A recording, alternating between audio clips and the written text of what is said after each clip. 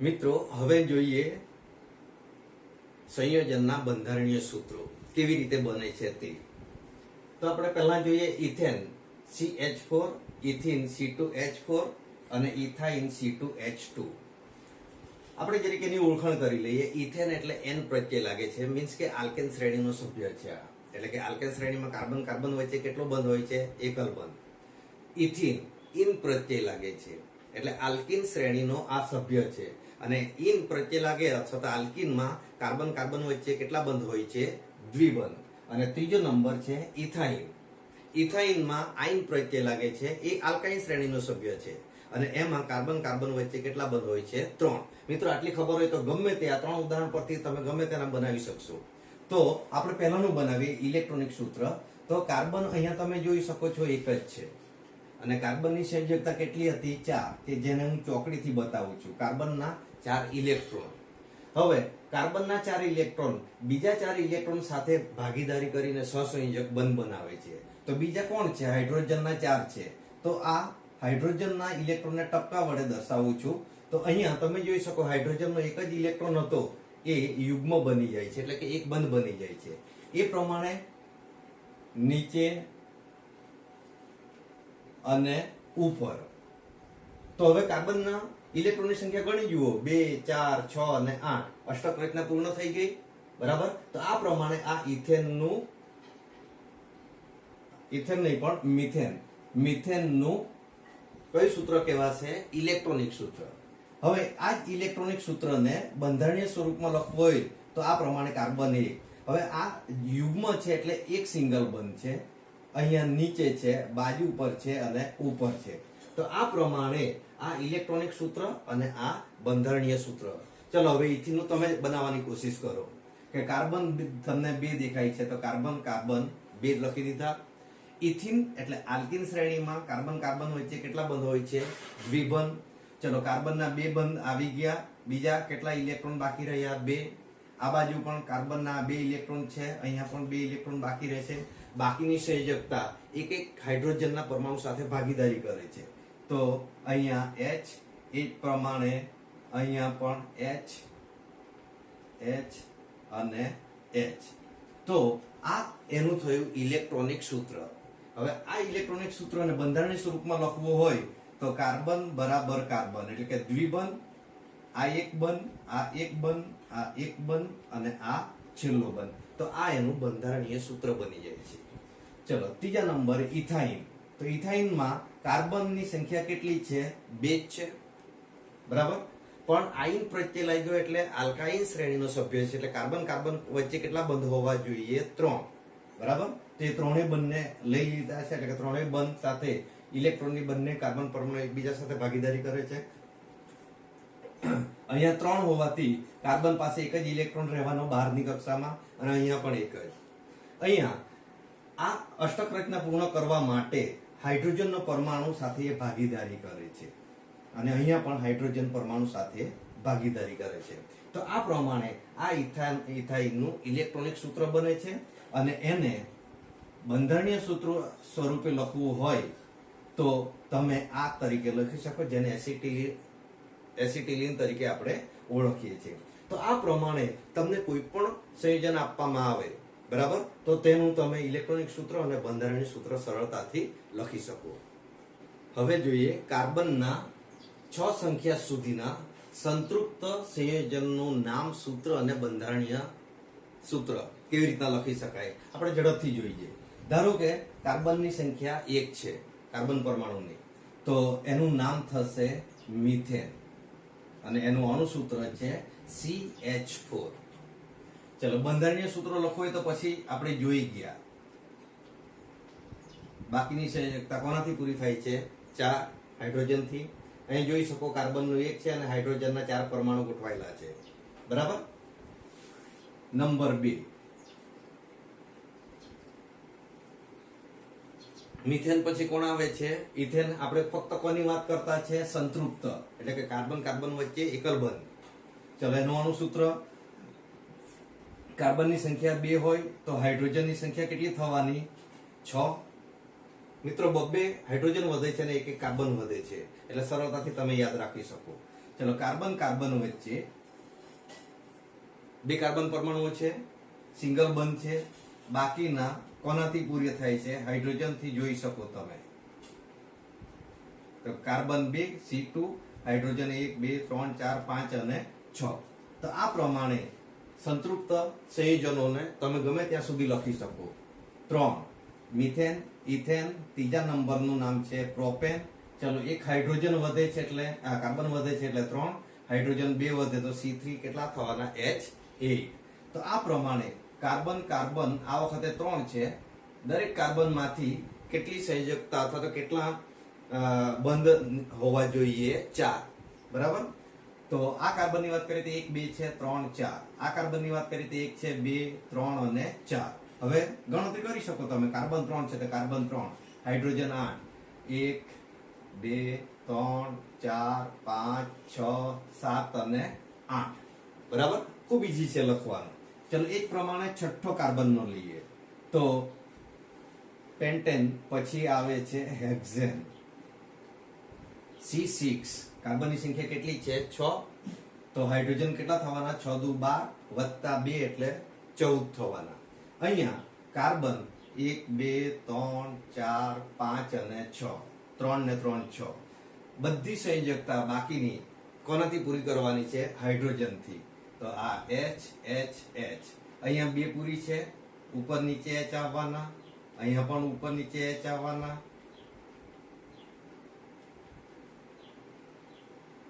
અને અહીંયા કાર્બન સાથે એક જ છે તો અહીંયા કેટલા હોવા જોઈએ? 3. તો ગણી શકો 1 2 3 4 5 અને 6. કાર્બનની સંખ્યા 6, હાઇડ્રોજનની સંખ્યા 14. આપણે અહીંથી ગણતરી કરીએ તો 1 2 3 4 5 6 7 8 9 10 11 12 13 અને 14. તો આ પ્રમાણે સંતૃપ્ત સંયોજનોના તમને નામ ખબર હોવા જોઈએ 10 સુધીના, ડિકેન સુધીના. બરાબર. તો તમે એનું સૂત્ર પણ જાતે બનાવી શકો અને એનું બંધારણીય સૂત્ર પણ તમે લખી શકો. હાઇડ્રોજનના કાર્બનની જે સંયોજનો છે એનું બંધારણને આધારે વર્ગીકરણ સમજાવો. તો હાઇડ્રોકાર્બન સંયોજનના બંધારણને આધારે 3 ભાગોમાં વિભાજન કરવામાં આવે છે. પહેલું છે સરળ શૃંખલા, બીજું છે શાખીય શૃંખલા અને ત્રીજું છે વલય અથવા તો ચક્રીય શૃંખલા. આપણે નંબર 1 જોઈએ. સરળ શૃંખલા કોને કહેવાય? તો જે હાઇડ્રોકાર્બન સંયોજનોમાં કાર્બન એક સીધી લીટીમાં ગોઠવાયેલા હોય અથવા તો સરળ શૃંખલા બનાવતું હોય તેને સરળ શૃંખલા તરીકે ઓળખવામાં આવે છે. દાખલા તરીકે હું ખાલી ઉદાહરણ જ લખીશ, બંધારણીય સૂત્ર. બરાબર. તો અહીંયા તમે જોઈ શકો કે કાર્બન કાર્બન જોડાયેલા છે પણ એક સીધી લીટીમાં જોડાયેલા છે અને એવા સંયોજનોને સરળ શૃંખલા તરીકે ઓળખવામાં આવે છે. બાકીની તમામ સંયોજકતા કોનાથી પૂરી થાય છે? હાઇડ્રોજનથી. એ હું લખતો નથી. નંબર 2, શાખીય શૃંખલા કોને કહેવાય? તો જે હાઇડ્રોકાર્બન સંયોજનોમાં સરળ અથવા તો એક સીધી લીટીમાં ગોઠવાયેલા હોય અથવા તો છેલ્લે શાખિત થતા હોય, એટલે કે શાખા પડતી હોય, એવા સંયોજનોને શાખીય શૃંખલા તરીકે ઓળખવામાં આવે છે. દાખલા તરીકે આપણે એનું એક ઉદાહરણ લખીએ કે કાર્બન કાર્બન કાર્બન, પછી આની સાથે આ પ્રમાણે પણ બની શકે. તો અહીંયા છેલ્લા કાર્બન પરમાણુ પર શું બને છે? શૃંખલા બને છે. અને બાકીની એની તમામ સંયોજકતા ગણી જોવાની 1 2 3 અને 4. અહીંયા 1 2 3 તો અહીંયા એક જ આવવાની. અહીંયા આ પ્રમાણે બાકીની શૃંખલાઓ પૂરી થાય છે. બરાબર. તો આને શાખીય શૃંખલા, એવું જરૂરી નથી કે છેલ્લા સાથે, આને બીજે સ્વરૂપમાં લખવું હોય તો આ પ્રમાણે પણ લખી શકાય. બાકીની સંયોજકતા હાઇડ્રોજનથી પૂરી થાય છે. બરાબર. તો આને શાખીય શૃંખલા તરીકે ઓળખવામાં આવે છે. અને ત્રીજો નંબર વલય અથવા તો ચક્રીય શૃંખલા. તો જે કાર્બન સંયોજનો વલયાકારે અથવા તો ચક્રીય રીતે ગોઠવાયેલા હોય તેવા સંયોજનોને વલય અથવા તો ચક્રીય શૃંખલા તરીકે ઓળખવામાં આવે છે. એની વિશેષતા છે કે પહેલો ને છેલ્લો કાર્બન પરમાણુ એકબીજા સાથે જોડાય છે. દાખલા તરીકે આ લઉં છું કાર્બન કાર્બન કાર્બન કાર્બન, ગણી જુઓ 1 2 3 4 5 અને 6. કેટલા કાર્બનની સંખ્યા છે? 6. એટલે પેન્ટેન પછી કોણ આવે છે? હેક્ઝેન. આ હેક્ઝેનનું અણુસૂત્ર છે. અને બાકીની સંયોજકતા આપણે કાર્બનની 4 સંયોજકતા હાઇડ્રોજનથી પૂરી કરી શકીએ. તો અહીંયા પહેલો કાર્બન પરમાણુ અને છેલ્લો કાર્બન પરમાણુ સીધા જોડાયા અથવા તો વલયાકારે રચના બનાવે છે, એને આપણે વલય અથવા તો ચક્રીય શૃંખલા તરીકે ઓળખવામાં આવે છે. ક્રિયાશીલ સમૂહ એટલે શું? ઉદાહરણ આપી સમજાવો. તો મિત્રો પહેલા વ્યાખ્યા જોઈએ કે કાર્બનિક સંયોજનોની લાક્ષણિક પ્રક્રિયાઓ. કાર્બનિક સંયોજનોની લાક્ષણિક પ્રક્રિયાઓ જે પરમાણુ કે પરમાણુના સમૂહ વડે થતી હોય અથવા તો નક્કી થતી હોય તો તે પરમાણુ અથવા પરમાણુના સમૂહને આપણે ક્રિયાશીલ સમૂહ તરીકે ઓળખવામાં આવે છે. તો પેલો મુદ્દો જોઈએ કે એક જ ક્રિયાશીલ ધરાવતો સમૂહ જોડાયેલો હોય, પછી જુદા જુદા કાર્બનિક સંયોજનો હોય તો વાંધો નહીં, તો તેના બધાના રાસાયણિક ગુણધર્મો કેવા હોય છે? સમાન. તો એ જ વસ્તુ અહીં લખેલી છે કે એક જ ક્રિયાશીલ સમૂહ ધરાવતા જુદા જુદા કાર્બનિક સંયોજનની રાસાયણિક પ્રક્રિયા કેવી હોય છે? સમાન. પરંતુ જુદા જુદા ક્રિયાશીલ સમૂહ હોય, એક OH સમૂહ હોય ને એક COOH સમૂહ હોય, બરાબર? તો ત્યારે જુદા જુદા કાર્બનિક સંયોજનની રાસાયણિક પ્રક્રિયા કેવી હોય છે? જુદી જુદી હોય છે. એના ગુણધર્મો પણ જુદા હોય છે અને એની રાસાયણિક પ્રક્રિયા પણ જુદી હોય છે. સામાન્ય રીતે સમૂહની મુક્ત સંયોજકતા ડેશ વડે દર્શાવવામાં આવે છે. એટલે કે જે સમૂહ હોય OH હોય તો એની આગળ ડેશ લખવાનો, એટલે એ વડે આ સંકેત વડે એને દર્શાવાય છે. ક્રિયાશીલ સમૂહ આ સંયોજકતા વડે એક અથવા તો વધુ હાઇડ્રોજનનું વિસ્થાપન કરી, એટલે ક્યારેક એક OH સમૂહ જોડાયેલો હોય તો બીજા કાર્બનમાં હાઇડ્રોજનનું વિસ્થાપન કરી બીજો પણ જોડાઈ શકે અથવા તો બીજો પણ OH જોડાઈ શકે, તો એ શૃંખલા સાથે જોડાયેલો રહે છે. તો ક્રિયાશીલ સમૂહને આપણે જોઈએ, સમજીએ. લખેલું છે પરમાણુ ક્રિયાશીલ સમૂહનું નામ અને ક્રિયાશીલ સમૂહનું સૂત્ર. મિત્ર, આ બે વસ્તુ આપણા માટે ખૂબ અગત્યની છે. પહેલું લખેલું છે હેલોજન સમૂહ, Cl/Br, ક્લોરીન અને બ્રોમિન. એને હેલોજન સમૂહ તરીકે ઓળખવામાં આવે છે. તો વાંચતી વખતે Cl હોય તો ક્લોરો વાંચીશું અને બ્રોમિન હોય તો બ્રોમો વાંચીશું. તો અહીંયા લખેલું છે -Cl-Br, એટલે કે ક્લોરીન અથવા તો ક્લોરો અને બ્રોમો. ચાલો, ઓક્સિજન સાથે 4 છે, બરાબર? ઓક્સિજનના 4 ક્રિયાશીલ સમૂહ છે. પહેલો છે આલ્કોહોલ. આલ્કોહોલનું અણુસૂત્ર છે OH. યાદ રાખીશું, ડેશ તો આપણે સમજવાનો જ છે. આલ્કોહોલ આવે એટલે OH અથવા તો OH આવે તો એને શું વાંચવાનું? આપણે આલ્કોહોલ. નંબર 2 આલ્ડીહાઇડ, બરાબર? કાર્બન સાથે ડબલ બોન્ડ અથવા તો દ્વિબંધમાં ઓક્સિજન અને સિંગલ બંધમાં કોણ છે? હાઇડ્રોજન, અથવા તેનું સીધું સૂત્ર CHO. CHO આવે એટલે આલ્ડીહાઇડ સમૂહ. પછી છે કીટોન. તો કીટોનમાં C ડબલ બોન્ડ અથવા તો દ્વિબંધ O છે અને બાકીના બે હાઇડ્રોજન કે બીજા કોણ ગમે તેનાથી પૂરા થયેલા હોય, અથવા તો C ડબલ બેન્ડ O અથવા તો C દ્વિબંધ O, બરાબર? કોણ? કીટોનમાં C અને O વચ્ચે ડબલ બોન્ડ. કાર્બોક્સિલિક એસિડ તો COOH, અને બંધારણીય રીતે લખવો હોય તો C ની જમણી તરફ OH અને ઉપરની તરફ દ્વિબંધ સાથે ઓક્સિજન. તો આ ખાસ યાદ રાખો તો તમારે કોઈ બી એનું નામકરણથી માંડીને તમે સરળતાથી યાદ રાખી શકો. હવે જોઈએ મિથેનોલ. ઇથેનોલનું અણુસૂત્ર, ભૌતિક ગુણધર્મો અને એના ઉપયોગો. ઇથેનોલ, મિથેનોલ, પ્રોપેનોલ, પાછળ ઓલ પ્રત્યય લાગે તો હવે સમજી જવાનું કયો પ્રત્યય લાગેલો છે? આલ્કોહોલ. અને આલ્કોહોલ પ્રત્યય લાગે તો આપણે જોઈ ગયા OH એની પાછળ પ્રત્યય લાગેલો હોવો જોઈએ. તો ઇથેનોલ, ઇથેનોલ એટલે ઇથેન શબ્દ આવ્યો. ઇથેનમાં કાર્બનની સંખ્યા કેટલી હતી? 2. અણુસૂત્ર તમે જાતે પણ લખી શકો. C2H6 હતું, પણ એક હાઇડ્રોજનનું વિસ્થાપન OH સમૂહ આલ્કોહોલ સમૂહથી થાય છે, માટે એનું નામ છે ઇથેનોલ. આ એનું બંધારણીય સૂત્ર કેવી રીતે લખવું તો લખી શકો તમે. દાખલા તરીકે કાર્બન 2 છે, બરાબર? બાકીની સંયોજકતા કોનાથી પૂરી કરવાના તેના પર ડિપેન્ડ રાખે છે. તો H H H H H, અહીંયા O અને H, બરાબર? ગણી જુઓ હાઇડ્રોજનની સંખ્યા 1 2 3 4 5 અને OH સમૂહ પાછળ દેખાય છે. તો આ એનું બંધારણીય સૂત્ર થવાનું. ચલો, એના ઇથેનોલ એટલે કે સાદી ભાષામાં કહીએ તો આપણે દારૂ, બરાબર? તો એના ગુણધર્મો શું? તો શુદ્ધ રંગવિહીન પ્રવાહી છે, બરાબર?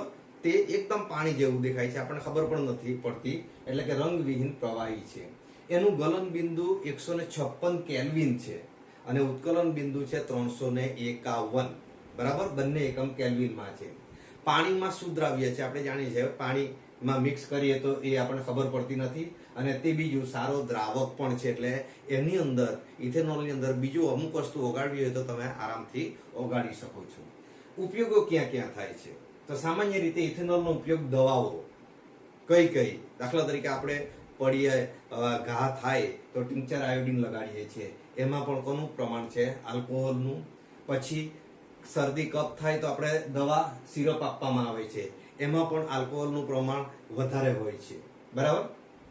પછી લીકર, વાર્નિશ અને અત્તર, તો આ ત્રણે જે નામ લીધા એ સુગંધિત પદાર્થો છે. તો એની બનાવટમાં એ સુગંધિત દ્રવ્ય બનાવટ માટે પણ કોનો ઉપયોગ થાય છે? ઇથેનોલનો ઉપયોગ કરવામાં આવે છે. પછી ચેપનાશક તરીકે, સામાન્ય રીતે ઘા હોય અથવા તો ચેપ લાગી શકે એવી જગ્યાએ એનાથી સાફ કરવામાં આવે તો એ ચેપનાશક તરીકે પણ આપણે ઉપયોગમાં લઈ શકીએ છીએ. પછી શુદ્ધ આલ્કોહોલની બનાવટમાં, બરાબર, આલ્કોહોલ જે પીવાય છે, બરાબર, એ બનાવટમાં પણ આ ઇથેનોલ જ હોય છે. અને છેલ્લું રેક્ટિફાઈડ સ્પિરિટ બનાવવા. તો સ્પિરિટનો ઉપયોગ ક્યાં થાય છે? સામાન્ય રીતે ઘા સાફ કરવા અથવા તો લેબમાં, પ્રયોગશાળામાં થાય છે. તો એ રેક્ટિફાઈડ સ્પિરિટ બનાવવા માટે પણ આ ઇથેનોલનો ઉપયોગ કરવામાં આવે છે. હવે આલ્કોહોલ પીણા તરીકે નુકસાનકારક છે, સમજાવો. દારૂ પીવો એ સ્વાસ્થ્ય માટે જોખમકારક છે, કેમ? સમજાવો. તો આલ્કોહોલનું સેવન કરવાથી અથવા તો વધુ પડતું સેવન કરવાથી ચયાપચયની ક્રિયાઓ ધીમી પડે છે, પરિણામે એની અસર શરીર પર જોવા મળે છે. આલ્કોહોલનું સેવન કરવાથી મધ્યસ્થ ચેતાતંત્ર, આપણે ચેતાતંત્રના 3 પ્રકારો જોઈ ગયા, એમાં મધ્યસ્થ ચેતાતંત્ર પર એની સૌથી વધારે અસર જોવા મળે છે. એ નિર્બળ બનાવે છે, પરિણામે બોલવામાં અથવા તો ચાલવામાં તાલમેળ બેસતો નથી, એ ગબડી પડે છે, બરાબર. ઘણી વખત વધારે પડતો આલ્કોહોલ શરીરમાં ગયો હોય તો કદાચ એ બેભાન પણ થઈ શકે છે, બરાબર. ત્રીજો મુદ્દો છે કે એની વિચારવાની, સમયનું નિયંત્રણ કે એમાં તાલમેલમાં ઘટાડો થાય છે, બરાબર. એ વિચારે તે બોલી શકતો નથી, બરાબર. પછી સમયનું એને ભાન રહેતું નથી. પછી તાલમેલ, એના શરીરની કોઈ પણ ક્રિયામાં તાલમેલ જોવા મળતું નથી. એ કોના લીધે થઈ શકે છે? ઇથેનોલના લીધે. પછી મિથેનોલના સેવનથી, જો આ ઇથેનોલ સુધી બરાબર છે, ઇથેનોલના બદલે મિથેનોલનો ઉપયોગ કરવામાં આવે તો પીવા તરીકે, બરાબર, તો એ ખૂબ જોખમી છે મિત્રો, મૃત્યુ પણ થઈ શકે છે. સાદી ભાષામાં આપણે એને લઠ્ઠો કહીએ છીએ. દેશી દારૂમાં ઘણી વખત સિટીમાં આવા ઉદાહરણ જોવા મળે છે કે 5 જણા અંધ થઈ ગયા, અહીંયા છેલ્લો મુદ્દો લખેલો છે, વ્યક્તિ અંધ પણ થઈ શકે છે, બરાબર, અને બચી જાય તો બીજા ઘણા બધા ખામી રહી જાય છે. તો એ કેવી રીતે મિથેનોલ નુકસાન કરે છે? તો મિથેનોલ જ્યારે પીવાય છે ત્યારે યકૃતમાં આ મિથેનોલનું ઓક્સિડેશન થવાથી મિથેનાલ બને છે, અને એ મિથેનાલ યકૃતની અંદર અવક્ષેપ ઉત્પન્ન કરે છે, અને એ અવક્ષેપ યકૃતની કેપેસિટીને ઘણી બધી ઘટાડે છે, પરિણામે વ્યક્તિ મૃત્યુ પણ થઈ શકે છે. તો આ પ્રમાણે ઇથેનોલનો અણુસૂત્ર, એનું બંધારણીય સૂત્ર, એના ગુણધર્મો અને એના ઉપયોગો અને આલ્કોહોલ પીણા તરીકે નુકસાનકારક છે તે આપણે યાદ રાખી શકીએ. સાબુ એટલે શું? એનું બંધારણ સમજીએ. મિત્રો, સાબુ આપણા પાસે આપણી રીતે જોઈએ તો 2 ભાગો છે. એક નાવાનો સાબુ અને બીજો કપડાં ધોવાનો સાબુ, અને કપડાં ધોવામાં બીજું આવે છે ડિટર્જન્ટ. તો સાબુની વાત કરીએ આપણે. તો સાબુ એ લાંબી શૃંખલાયુક્ત કાર્બોક્સિલિક એસિડનો સોડિયમ અથવા પોટેશિયમ ક્ષાર છે. સાબુ એ લાંબી શૃંખલાયુક્ત કાર્બોક્સિલિક એસિડ એટલે COOH એનો સોડિયમ એટલે કે Na અથવા પોટેશિયમ એટલે કે ક્ષારો છે. તો સાબુનું બંધારણના મુખ્ય 2 ભાગો પડેલા છે, અધ્રુવીય ભાગ અને ધ્રુવીય ભાગ. અધ્રુવીય ભાગની વાત કરીએ તો એ લાંબી હાઇડ્રોકાર્બન શૃંખલા ધરાવે છે, જ્યારે ધ્રુવીય ભાગની વાત કરીએ તો તે ઋણભાર ધરાવે છે. તે જળ વિરાગી છેડો છે, બરાબર, જ્યારે તે જળ અનુરાગી છેડો છે. આ બાજુ અધ્રુવીય પૂંછડી તરીકે એને ઓળખવામાં આવે છે, અને અહીંયા તે ધ્રુવીય શીર્ષ તરીકે ઓળખવામાં આવે છે. એટલે કે મેલને આલંબિત છૂટો પાડે છે અને મેલને બીજા એની સાથે જોડે છે. તો આ પ્રમાણે સાબુની સમજૂતી લઈ શકીએ. હવે સાબુ અને ડિટર્જન્ટના ક્રિયાશીલ સમૂહ જણાવી તેનું બંધારણ જોઈએ. તો સાબુ અને ડિટર્જન્ટ, અહીંયા કપડાં ધોવાની વાત આવે છે. તો સાબુમાં હાઇડ્રોકાર્બન સાથે COONA એટલે કે સોડિયમ કાર્બોક્સિલિક એસિડ COO સાથે સોડિયમ જોડાયેલો છે, આ ક્રિયાશીલ સમૂહ હોય છે અને એની રચના કંઈક આ પ્રમાણે છે, છેલ્લે COONA+. જ્યારે ડિટર્જન્ટની અંદર હાઇડ્રોકાર્બન સાથે SO3Na સોડિયમ સલ્ફોનેટ સમૂહ હોય છે, બરાબર, ક્રિયાશીલ સમૂહ હોય છે અને એમાં રચના સેમ જ દેખાય છે પણ અહીંયા SO3Na+. તો આ પ્રમાણે સાબુ અને ડિટર્જન્ટ બંને એકબીજાથી જુદા પડે છે. છેલ્લે જોઈએ પ્રક્ષાલકો. તો પ્રક્ષાલકો કોને કહેવાય? તો કોઈ પણ વસ્તુની સપાટી પર ચોંટેલો જે મેલ છે એને દૂર કરવા માટે વપરાતો રાસાયણિક પદાર્થ એને પ્રક્ષાલક તરીકે ઓળખવામાં આવે છે. તો રાસાયણિક રીતે પ્રક્ષાલક એ લાંબી શૃંખલા ધરાવતા સોડિયમ અથવા ક્લોરાઇડ અથવા બ્રોમિનના આયનો ધરાવે છે, બરાબર, એના એમોનિયમના ક્ષાર હોય છે. પ્રક્ષાલકો વીજભારિત છેડા કઠિન પાણીમાં હાજર કેલ્શિયમ અથવા મેગ્નેશિયમ આયનો સાથે અદ્રાવ્ય અવક્ષેપ બનાવે છે અને તેથી તે કઠિન પાણીમાં પણ અસરકારક છે, બરાબર. પ્રક્ષાલકોનો ઉપયોગ સામાન્ય રીતે શેમ્પૂ અથવા તો કપડાં ધોવાના પદાર્થો, પછી સાબુ હોય કે ડિટર્જન્ટ, એ બંનેમાં આનો ઉપયોગ, પ્રક્ષાલકોનો ઉપયોગ કરવામાં આવે છે. છેલ્લો પ્રશ્ન છે, સાબુ કરતા ડિટર્જન્ટનો ઉપયોગ વધ્યો છે, કેમ? મિત્રો, આપણો અનુભવ કહે છે કે નરમ પાણી અને કઠિન પાણી, બોરનું અથવા તો કૂવાનું પાણીને નરમ પાણી તરીકે ઓળખાય છે, જ્યારે વરસાદનું પાણી કઠિન પાણી. તમે વરસાદના કઠિન પાણીમાં જો સાબુથી ઘસી ઘસીને કપડાં ધુવો પણ કપડાં સારા ધોવાતા નથી. એના બદલે તમે ડિટર્જન્ટ વાપરો તો વધુ સારી સફેદી ઉત્પન્ન કરતા તમારા કપડાં ધોઈ શકાય છે. કેમ? તેનો અહીંયા જવાબ આપણે જોવાનો છે કે ડિટર્જન્ટ અને સાબુ, તો સાબુના જે અવક્ષેપિત આયનો છે કેલ્શિયમ અને મેગ્નેશિયમ, એ અવક્ષેપિત આયનો બનાવે છે અને પરિણામે સાબુનો વ્યય થાય છે, બરાબર, પરિણામે સારા કપડાં ધોવી શકાતા નથી. જ્યારે ડિટર્જન્ટના જે આયનો છે એ સોડિયમ અથવા તો મેગ્નેશિયમમાં અવક્ષેપ ઉત્પન્ન કરતા નથી, પરંતુ એમાં એ દ્રાવ્ય થઈ જાય છે અને પરિણામે ખૂબ ઓછો ડિટર્જન્ટ લો તો પણ કપડાં વધુ સારી રીતે ધોઈ શકાય છે. આમ સાબુ કરતા ડિટર્જન્ટનો ઉપયોગ વધ્યો છે, બરાબર. તો આ પ્રમાણે મિત્રો આ પ્રકરણમાં આટલી સમજૂતી તૈયાર રાખો તો આરામથી તમને કોઈ મુશ્કેલી નહીં પડે.